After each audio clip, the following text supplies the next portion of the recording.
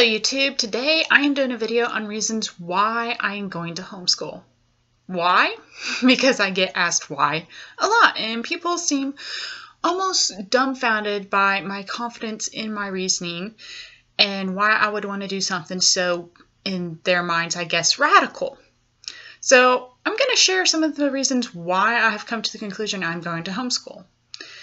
And the reason why my husband is going along with it. And I jotted them down. This is like all my other videos, not a very well thought out video. It's just something I want to do. Number 1, no gains. Don't have to worry about gains because it's just the fam and none of us are in a gang. So don't have to worry about that. Number 2, the other fold of that is no drugs. We don't do drugs, and I don't have to worry about my kids being pressured into using them and or selling them. Which, yes, that is a huge concern that we have to deal with here in rural Texas. I don't know if it's that way everywhere. I'm assuming, honestly, that it is. From the news. Now, the news can be misleading, so it may not be that way everywhere, but it certainly seems like it. Number 3, more family time. This is the one that puzzles me the most, especially with how big pregnancies are these days of, oh, I can't wait to have my baby. I can't wait to see all the first and all that. Well, I never got over that. My boys are 2 and 4, and I still want to spend every second I can with them. I love watching them grow. I love watching them learn new things, to learn to question new things. So when I say more family time, I mean it. I love spending as much time as I possibly can with my family. So that is a big draw for me. Number 4, I'm actually looking down at my list if you see me doing that. Don't have to worry about the latest trends. Trends can be a good thing, but they can also be a bad thing. Kind of like the internet. It's a double-edged sword.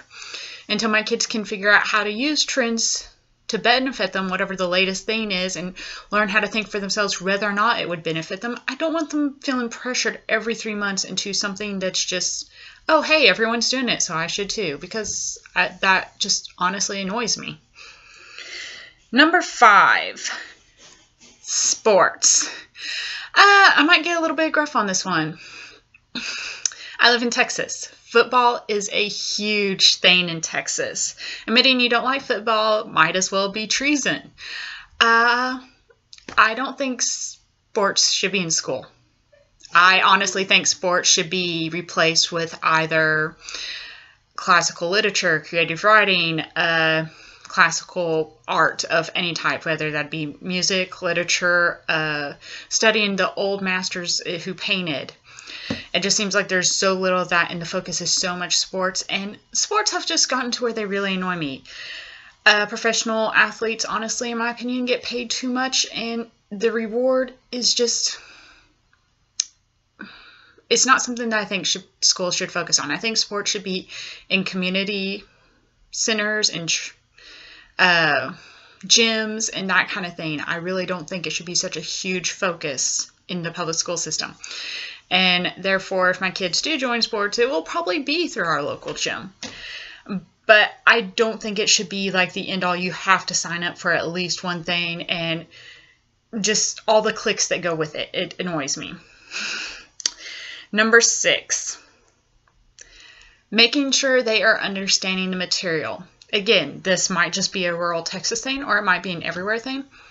I have had to work with high school graduates who were barely literate and could not do basic addition and subtraction in their head. Why is this becoming such a problem? I feel like from some of the conversations I've had is because people are pushed ahead to the next grade without ever really understanding what they were taught. I don't know if it's standardized tests fault or whose fault it is. I really don't know, and at this point it's become such a mainstream thing where I live. I don't even care whose fault it is anymore. I just am greatly irritated with it. So no, I want my kids to actually be able to understand the material. That means that they're doing 4th grade math for 3 years straight before we move on to the next curriculum. We are going to do that because I want them to understand the 4th grade math before we move on to the next thing. Otherwise, they're just going to keep getting more and more lost. Number 7. This one is probably going to be one that people hate. Learn to socialize. Wait, what? Aren't homeschoolers the ones who need to learn to socialize? No, actually, I believe it's public school students. I cannot tell you how many times I have walked up to kids and tried to engage them, They literally have no idea how to interact with an adult that's not a teacher or a parent. None whatsoever. Whereas homeschooled kids, they learn to interact with everyone, younger siblings, older siblings, family members of all ages and from different backgrounds, military, pastors, whatever. Same thing at church. People of all ages they learn to socialize with. They learn more at the grocery store how to interact with different peoples in all kinds of situations because they go with you everywhere, to doctor's appointments, to the library, to pay bills. And I know that people are thinking those are not educational. No, they teach your children how to respectfully and yet boldly approach anyone to get what they need. And that is actually what I want my kids to do. Right now, it is a thing I've noticed on Reddit and on Facebook where a lot of kids my age, between mine and my sister's age, we have a 5 years age difference. She's 23 and I'm 28. There are people in that age group who honestly cannot pick up a phone and make themselves a dentist or a doctor's appointment because I don't know why. But apparently that is a thing. I don't want my kids to fall into that group. I'm kind of wondering if it's the public school system, the fact they aren't taught how to socialize. Not really. Not how to actively communicate what they need from another person who's not in their peer group. Sorry, need a drink. Number 8, encourage to ask questions and follow passions. I really, really believe on this one. Public school focuses on so much. I was in public school from kindergarten throughout the second 6 week of 7th grade, I want to say. Almost halfway point of 7th grade. And I can remember the only push I was told is not to ask questions because you were basically made to feel like a moron if you didn't get it when the teacher explained it the first time. And the other push is your only goal in life should be to make money. Not anything that actually interests you or that you're good at. I had a passion for animals, and basically the only thing the teachers ever wanted to push me at is you could be a vet, which even as a kid I knew, no, I don't want to be a vet. I don't know what I want to do, but I don't want to be a vet, but I love animals. And I'm only just now at the age of 28, kind of really exploring what that could mean to me once my kids are out of the house and I'm no longer a homeschool mom, or they get to an age where they don't need me. But I want my kids to be able to explore any passions they have and ask any questions they have, because I believe that's how you actually really learn.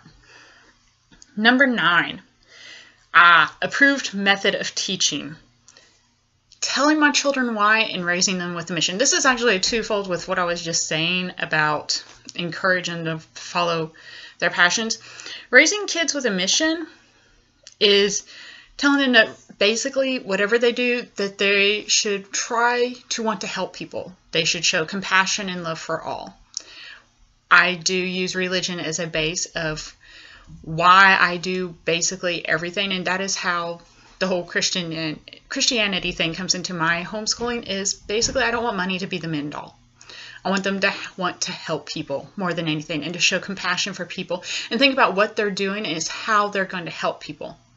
I don't care what they want to do. They could want to be garbage men, for all I care. But I want them to think about how that is helping people and helping society. That is what I want. I don't want to tell them that they have to get a job that earns them money. And that is the end all. And it doesn't matter if you're good at it or if you like it, as long as you make money. I really despise the fact that public schools focus so much on that when I was in public school. Number 10. Picking the other important subjects after math and reading. Because it pretty much seems like that's all they really focus on. That and how to make money and how to pass test. Math and reading. My husband and I talked about it. One of his biggest pet peeves, and this is why he went along with the whole homeschool thing, because we talked about this, and he basically said, please tell me you want to teach critical thinking to our children. He goes, that's really the only thing I want. If you're on board with that, I am perfectly okay with homeschool. Critical thinking, also known as logic or reasoning, which leads to debate, is vastly important to my husband and I, and it is one of our biggest pet peeves that is not taught in public schools. We think it should be mandatory from 6th grade through 12th. Learn how to use critical thinking and reasoning. And it's just the fact that that's completely absent in public schools is again, irritating. Basically, public schools irritate me if you want to just turn off the video now. But we also want to teach geography, classic literature, that's my thing, and civics. Now then, some of you are going, civics, why? This is the ironic thing. As a homeschool mom in Texas, I could literally have my kids taken away from me if I don't actually teach them civics, so I absolutely have to, but I would do it anyways. But the ironic thing is that they don't teach civics in public school anymore, at least not where I live, in the surrounding 2 counties. So, I think from civics stems a certain amount of patriotic pride, and I think that's something that we could use a little bit of in this country, honestly. Well, those are the 10 reasons why I went to homeschool. I'm pretty sure if I had dug deeper and really thought about it, I could give you more in-depth answers. But also, another thing, when you get really down to it, not only do I find public schools irritating, the fact that people are made unwilling to view it, they view it too much as a radical answer.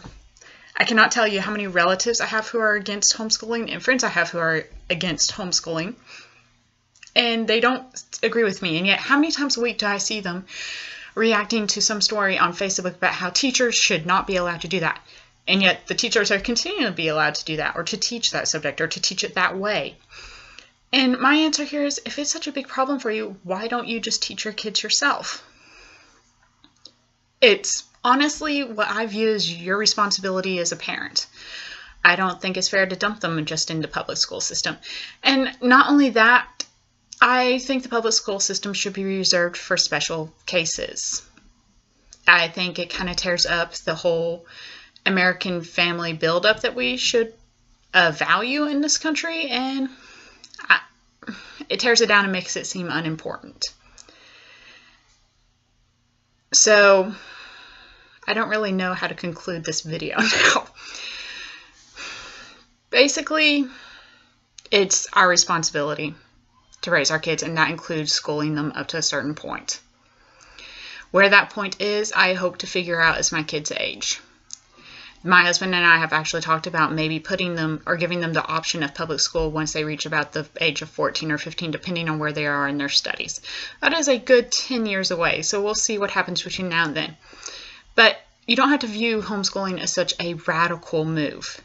If you're truly not happy with how the public schools teach your kids or what they're teaching them, or if any of the reasons I listed resonate with you, you can see about homeschooling. I think it's your right. Bye.